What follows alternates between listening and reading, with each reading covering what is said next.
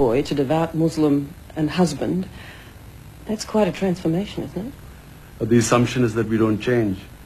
When we pray 5 times a day, we always repeat one thing in the prayers, that, oh God, guide me on the right path. Now, if we weren't to change, we would not come on the right path. I mean, this is the right path. His own bride, and she was neither Pakistani nor Muslim. British, with a Jewish background, Jemima Goldsmith was the daughter of one of Britain's richest men. Are you mad? Are you crazy? Yes, but I'll go and eat roast chicken at home and I won't get ill on that, so...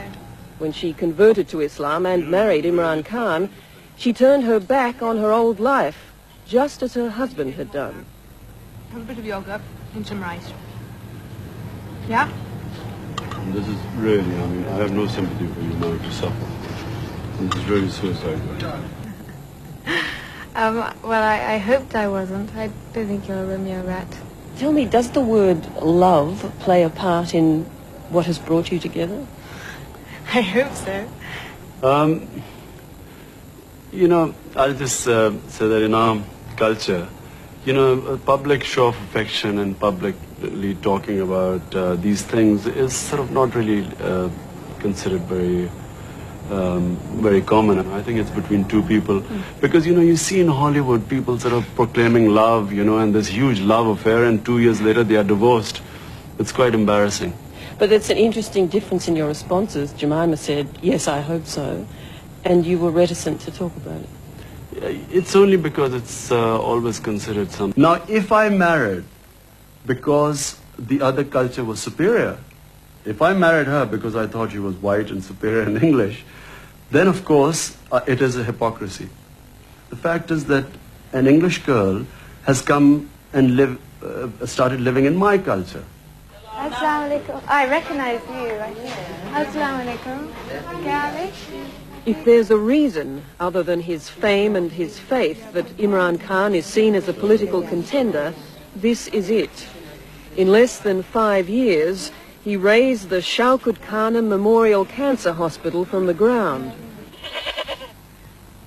A world-class cancer treatment and research facility, it was built in honour of his mother, who died of cancer in 1985. And it was built almost entirely on the strength of his passion for the cause. A passion Jemima is now caught up in. Laboratories in, they think, in Asia, one is updated compared to any laboratory in the world. I haven't seen this before either, so it's a guided tour for me too. No, I've only really been to the wards. People, the longer they live, I guess, accumulate more wisdom.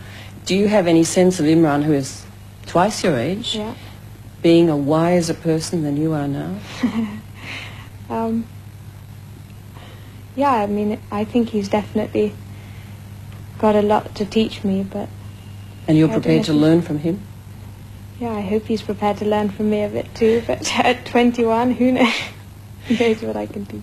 Imran speaks a lot about choosing a wife who has a vision that is compatible with his vision. Do you feel that you share his vision? Well, I hope so. And you believe that and the two of you believe in the do? same things, yeah. I think instinctively, I think he's instinctively, I would say that on most occasions I believe in his judgment, You mean my husband is never wrong? No, I don't mean my husband's wrong. He's wrong quite often, but I mean that that what he believes in instinctively is something which actually we share. I'm being so hopelessly inarticulate. No, you're not. I'm sorry. She thought it wasn't, there was no hope. On his fundraising drives for his hospital and his newly launched literacy campaign, Imran Khan is seen by the public as a man who gets things done for the love of it.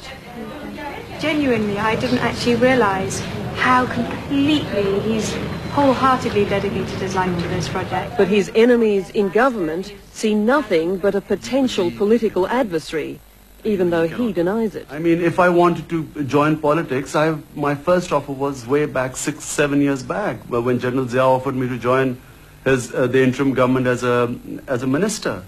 I mean, if that was all this manipulation was going to be propelled into a ministership with a flag in front of my car and sitting in high office, I would have jumped in by now. There's at least one person in this country who does not accept Imran Khan's assurances that he has no political aspirations, and that's the Prime Minister of Pakistan, Benazir Bhutto. She and her government have done everything imaginable to erase Imran Khan from the minds of Pakistanis, and they've gone to some grotesque lengths to achieve that. An ad for Khan's cancer hospital has been banned from the nation's TV screens. A promotion for the national airline trumpeting Pakistan's spectacular 1992 World Cup win has one stunning omission. It makes no mention at all of the captain who led them to that glorious victory. You know, we are blotted out of television. We cannot make an appearance on TV.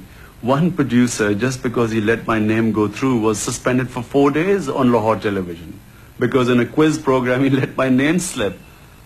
The hospital has not been shown on Pakistan television ever since it's been made. People haven't seen the hospital.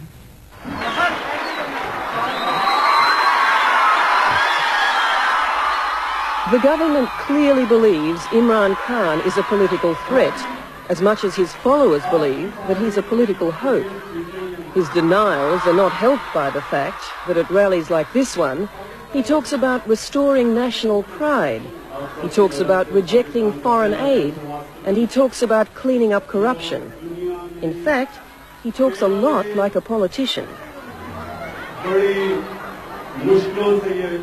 And what worries some in Pakistan is that the playing field of politics is far more treacherous than the gentleman's game he once played. Cricketers don't often become social reformers. They don't often become politicians. Is it possible that you might be naive in your thinking in relation to all of this? In doing what?